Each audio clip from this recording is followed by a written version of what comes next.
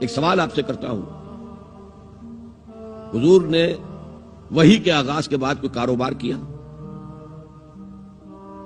جی، آپ پہلے بہت اچھے تاجر تھے، بہت کامیاب تاجر تھے، اس وقت کا ایکسپورٹ امپورٹ، قافلہ لے کر جا رہے ہیں شام، قافلہ واپس لے کر آ رہے ہیں، لیکن جیسے ہی وحی آ گئی، یا ایھا المدثر قم فانذر وربک فکبر، اے لحاف میں لپٹ کر لیٹنے والے اب کھڑے ہو جاؤ، کمر کس لو، گارڈ اپ یور لائنز، اپنے مشن کا آغاز کرو۔ اس کا آغاز کیا ہے؟ انذار، خبردار کرو انہیں کہ زندگی یہی زندگی نہیں ہے، اصل زندگی آخرت کی زندگی ہے، اور قیامت کے دن تمہیں حساب جو ہے اپنا پیش کرنا ہوگا، جواب دہی کرنی ہوگی۔ You will have to face the grand accountability of the day of judgment۔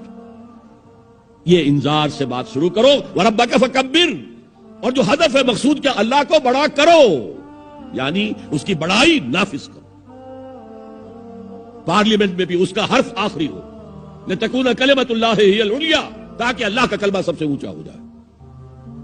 یہ نہیں کہ صاحب ہمارے تو 60% لوگوں نے یہ رائے دے دی، بس اب ہم نہیں جانتے کہ قرآن میں کیا ہے یا کسی اور آسمانی ہدایت میں کیا ہے، تورات میں کیا ہے، انجیل میں کیا، ہم نہیں جانتے۔ اگر ہم اس کے خلاف جد و جہد نہیں کرتے تو اتباع میں کوئی حصہ نہیں۔